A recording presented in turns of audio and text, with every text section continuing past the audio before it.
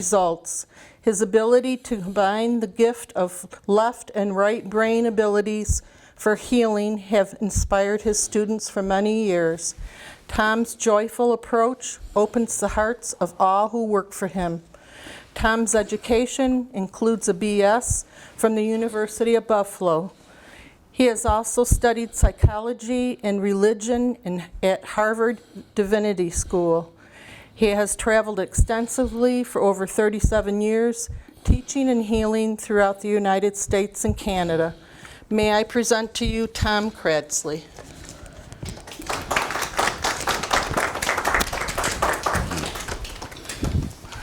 Oh, thanks for coming out, and it's a pleasure being here with you tonight. And you know, the interesting thing is that when I signed up to give this talk, I wasn't sure I didn't know the topic. And then when I got the topic, I'm thinking, what do I know or even care about solstice? I mean, I know obviously it's the longest day of the year and all of that, and you know the history around it and so on. I'm thinking, you know, yeah, that's the beginning of summer, and summer's fun, and et cetera, et cetera. And something really wonderful happened, and it relates to some of what you spoke about in your introduction to the topic tonight. So it turns out that I was in the healing temple doing the first service, my first service of the season. And while I'm giving healing, you know, I get a download. It's like, you know, like saying, you know, and in no uncertain terms, it says, you're not going to talk about that. You're going to talk about the inner light, you know. And I go, oh, okay, you know. But it wasn't. It was interesting because it wasn't in the terminology seemed to be very, very nice and gentle, but the energy was not. It was almost like, you silly bugger. So that was the energy of it. I said, oh, okay, you know. And so I started to think about the places and times that I have been treated by the inner light, that I have been uplifted in a very significant way. And also you know, I'm very fond of the term grace, because I think grace is probably the most powerful aspect of spirituality for us as human beings. And so I reflected back on my first experience of grace, and I was 8 years old at the time, and we lived in the country. We didn't have a farm, but the neighbors had tractors, and I was friendly with some of the young men who were out in the field doing the family work of the farm.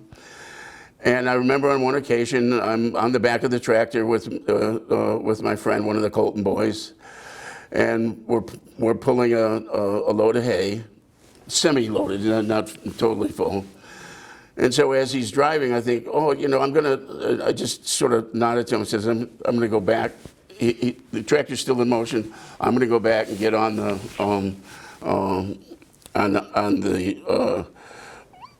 with the hay, with the wagon with the hay. So I slip and I fall. And he stops. He was able to stop just as the tires were leaving a mark on my neck. All right? And in that moment, I'm only 8 years old, in that moment, I knew something really significant had taken place. I could, you know, like people talk about feeling the hand of God sort of thing. That's what I felt, something like that. I never really talked to anybody about it. I just knew that, okay, I need to pay attention to other things sometimes. You know, it was a very powerful lesson. That was the inner light speaking to me. Now I'm going to fast forward to another time in college. And I also remember walking on the campus at the University of Buffalo, and all of a sudden just being filled with joy and peace and love for no reason. It wasn't like anything had happened around me. It was like, and it stunned me. And I knew that, again, something else was working within me and for me. Something else was working. So then, also now in association with Lilydale, here's the next piece of important light that probably, so I was interested at that point in time, I was also interested in metaphysical topics. So I was part of a metaphysical coffee clutch and a few other groups. Even back in the day, they allowed you, if you presented a subject to the faculty at the University of Buffalo, they allowed you to teach your own course for credit. And so we did that. I did one on the science of mind with a friend of mine. So, you know, I was very active in exploring those things. And the metaphysical coffee class I was involved with decided to come out to Lilydale. I was a freshman in college at the time. Elaine was a member of that metaphysical coffee clutch. So we came out here as a group. There was about 5 or 6 of us. And I went into the healing temple, and something grabbed me. In that healing temple, I watched the service going on, and something hit me in my heart. I go, that's the thing. I need to know that thing. I need to know more about that thing. And so what is it now, about 56, 57 years later, I'm still hanging on to the healing temple as a wonderful anchor for that thing, that I'm continuing to experience more of it each year. You know, and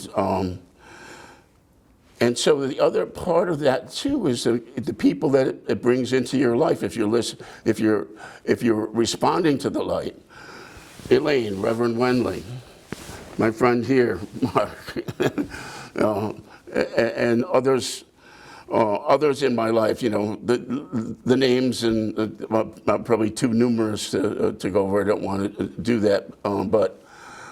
There are some people that are truly significant, and they are they're really helpers in you paying attention to your inner light. You know? And that's I've enormous gratitude for that. So that led me to the next step. I was drawn to Harvard Divinity School. You know. I don't know why. It's like I kind of know, but it wasn't that. I needed to be in Boston. It wasn't about the Divinity School. I needed to be in Boston to meet a few different people, you know, who opened pathways and doorways for me that I probably wouldn't otherwise have explored. And it was there that my attention was turned to a certain aspect of spiritual growth and development, and that had to do with the spiritual heart, understanding the power of the spiritual heart. At the time, I was really enjoying my life. I was involved with a metaphysical organization. I was traveling the country, teaching classes in different cities around the country, having a great time, and then I get this spiritual download. This is not your work. And I'm like, I'm having a great time. What are you talking about?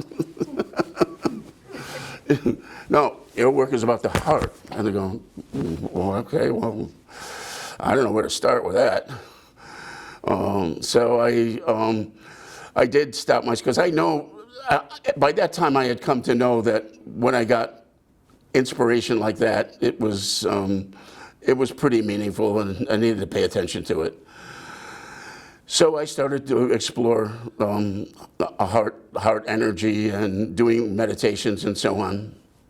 And it was there was a particular turning point, and I'll describe this to you, and it had to do with an unrequited love situation. So at the time I was living in Boston and traveling to teach at times in New York City. I had some pretty steady groups of people there. And I had met this woman, and we spent some time together over a period of a few weeks, and I was smitten, okay? So I admit I was smitten by her. But it was clear after a couple of weeks, it wasn't equal. There wasn't an equal interest in it. And so I made a very powerful choice and decision. I chose to honor the love that I was experiencing, no matter what. So what that had to do was, like I said, okay, so I was experiencing this love. So what was it? If there's jealousy there, I have to let go of it. If there's any disappointment with her for not seeing me in a better way, like, I had to let go of that. I had to keep honoring the genuine love, which was there in my heart, and then keep looking at and understanding what was keeping that from being fully manifest. And each time I could own it and breathe it out and let it go, and it was building this fire in my heart. So at the end of about 2 weeks of this, I really felt free. So I gave her a call, and I said, let's get together and just talk about friendship, next time I'm in New York. So at our appointed time and meeting place, she doesn't show. I get a little bit triggered. I call a good friend of mine in New York, and we're talking. I'm playing pool with him. So we're playing pool, and I'm commiserating the story. He says, Tom, I got to tell you, I slept with her last night. And it was an incredible release. And he'll tell you why. Because up until that time, he did not know that I had interest in this woman, right? Up until that time. So it was any kind of jealousy was immediately replaced by this overwhelming love for him as a friend to be willing to tell me that, right? And so that was, my inner self said, if you really mean this, pal, we'll take on jealousy too.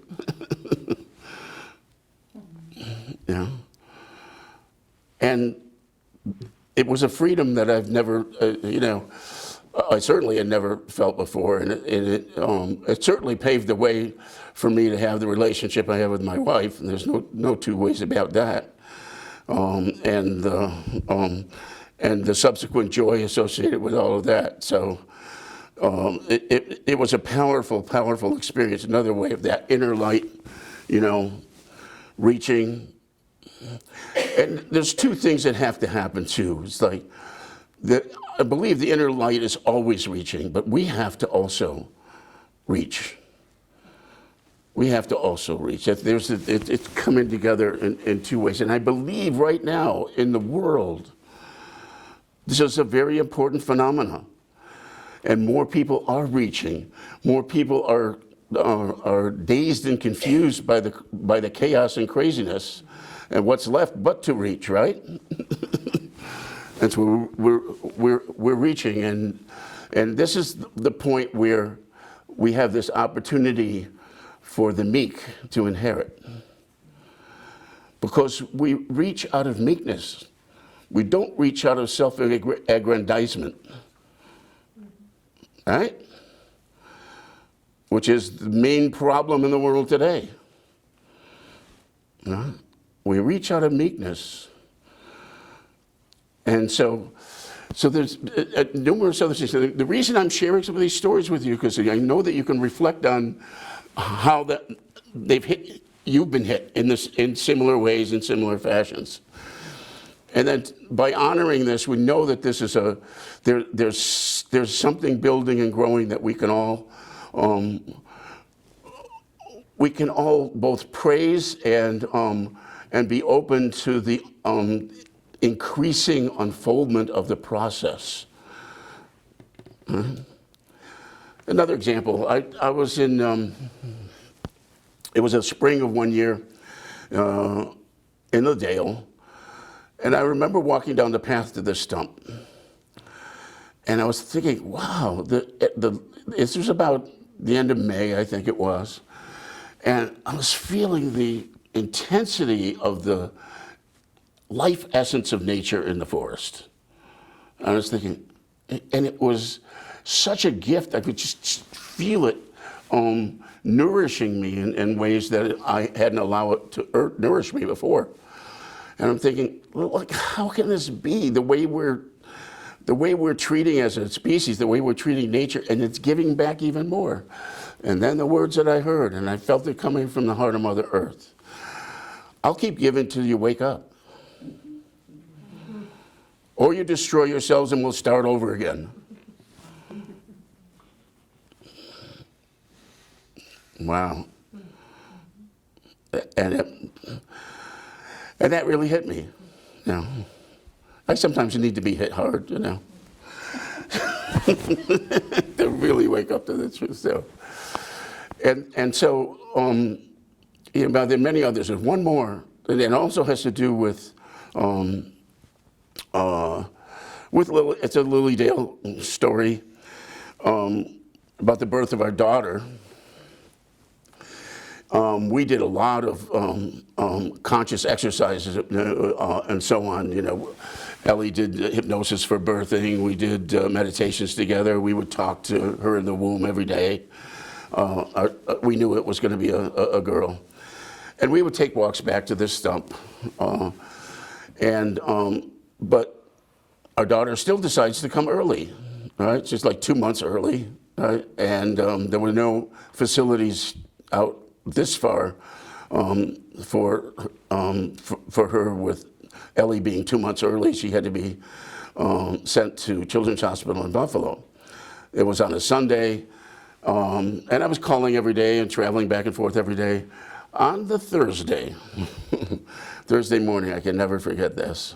On the Thursday morning, I'm walking down a hallway in our house, and our daughter, Tara, comes to me and she says, "Don't worry, Daddy, everything's going to be fine. The reason I decided to come this way was so you and Mom could have the kind of love you've been giving me." A bonding experience. Yeah, it was profound, you know, to this day. You know, it also helped me get through the teenage years with her. So,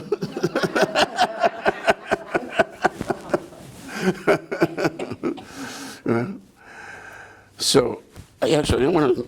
There's a couple of other things I want to share with you, and just to end with a little bit of humor, okay?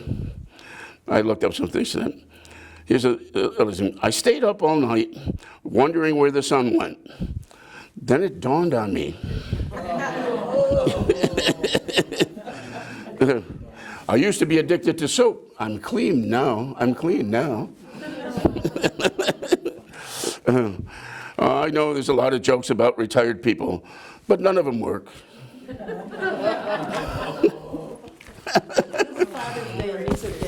What's that? Right, that's a good dad jokes. Okay, there's a couple more to finish off. Yeah. A couple of names with double entendre.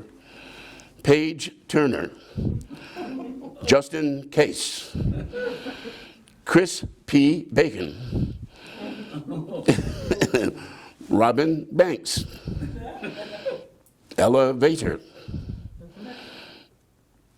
Rick O'Shea, Bill Board, Gymnasium. Well, here's something for us. Clairvoyant. And graceful. And kneel down.